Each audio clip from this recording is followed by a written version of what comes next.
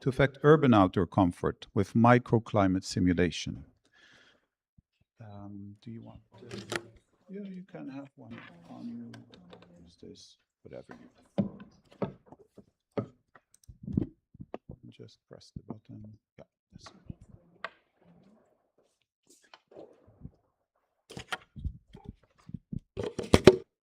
Hello, thank you for being here. I'm Yi-Chao, a master's student from National Taiwan University.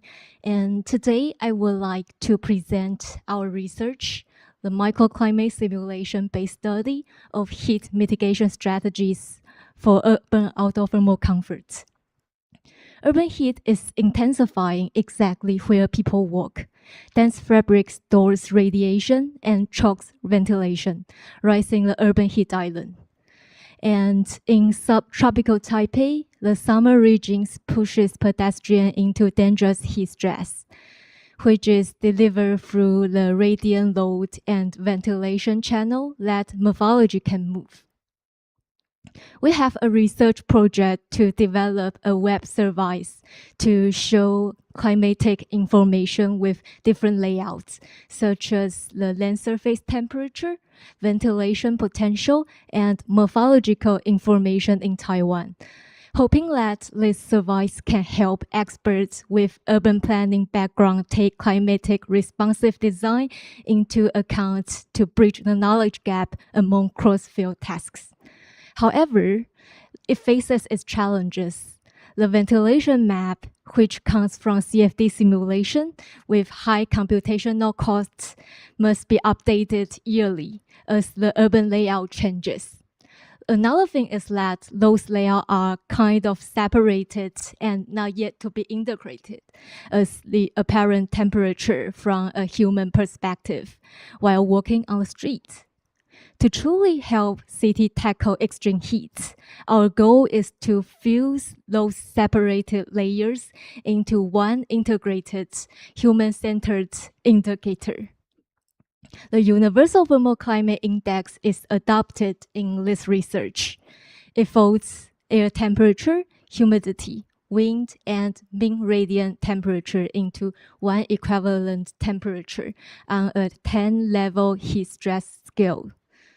The overall objective is a low-cost, evidence-based tool for climate resilient design to quantify how urban form and planning strategies move outdoor heat without a prohibitive cost of citywide CFD. First is prediction. We regress a simulated comfort field on morphological parameters and cluster the fabric into representative local climate zone groups. A target selection method to ensure statistical representativeness under the limited sample without rerunning the full simulation. The second is to prescribe.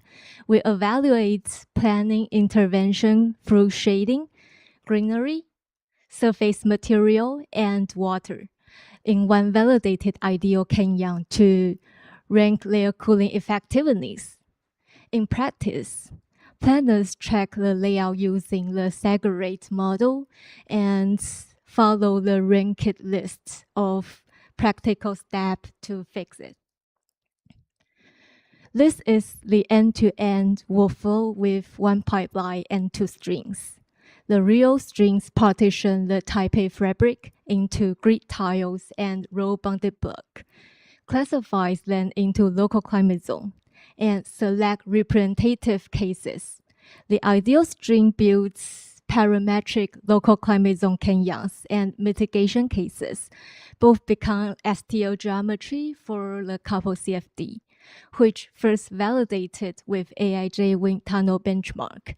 The solver returns air temperature, wind, and humidity field per cell.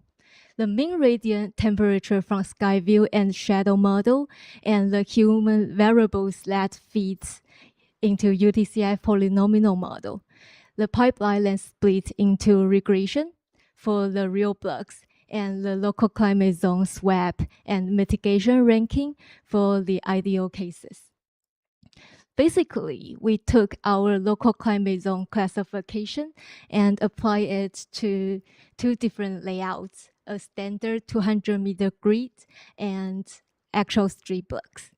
Once the whole city was classified, we pick our sample, about 60 grid tile and 30 street blocks, making sure they are highly uniform and representative.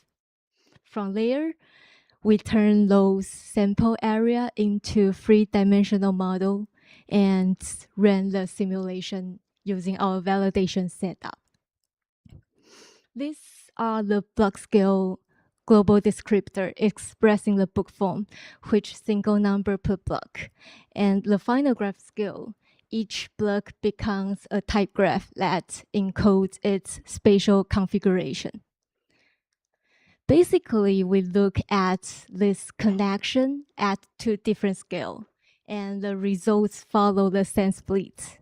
At the block scale, we standardize the data and ran a quick regression to see how overall neighborhood feature correlates. Then down at the building scale, we use spatial sampling to tie the environmental data directly to a specific pieces of the map, like a building footprint or a street canyons, before running the correlation. For control experiments, we built 12 ideal canyons spanning compact and open, small and large footprint, low to high-rise single variable swap about the open mid-rise reference model give clean unit sensitivities. And the mitigation scenarios, including material, street trees, waters, and shading, runs on the mesh baseline. For the validation, with AIJ wind tunnel data, this solver reaches correlation coefficient of 0.99 for velocity and 0.98 for the temperature inside the acceptance band. For morphological regression, three major trends stand out. First, frontal density is the #1 driver for radiant heat. Second, having an open sky view is excellent for wind, but it becomes a real problem under the intense non-sun. It's important to include shades within open space. While our model is strong for mean radiant temperature, it's quite weak for wind. It's because wind at the street level depends on the exact geometry of the canyon, not just the general building density. To turn the analyze into design guidance for urban planning, the block regression ranks the book levers. Frontal density is the dominant radiant driver, so capping it is the most efficient move. Sky view openness is the strongest ventilation turns, but a midday radiant liability, so raise it for airflow and pair it with shade. In the ideal city, the 12 base cases reproduce the similar pattern. Taller, more compact block, read cooler. UTCI falls about a degree per height class as deeper canyons cast shade. And the extraction domain matters. At the sidewalk, the field runs about 4.3 degrees hotter in NRT than in the block mean. For mitigation levers, 5 ranks measures discontinuous storefront shading and tall and compact massing come first. Both are radiant control. Then the street trees, which add air temperature cooling. Then the inlet ventilation and height variability. Then surface material, and finally the water body. About the limitation, it's the CFD is in steady state, no during no transient. And the humidity causes constants in every case, which makes the water and tree benefits conservative. And for anthropogenic heat is excluded. Future work at the transient model and validated per local climate zone on real block geometries. Let's conclude the presentation. Thank you very much for your attention, and I'd be glad to take the question. if you find our research is interesting, you can scan this QR code to access more information about the results. Thank you.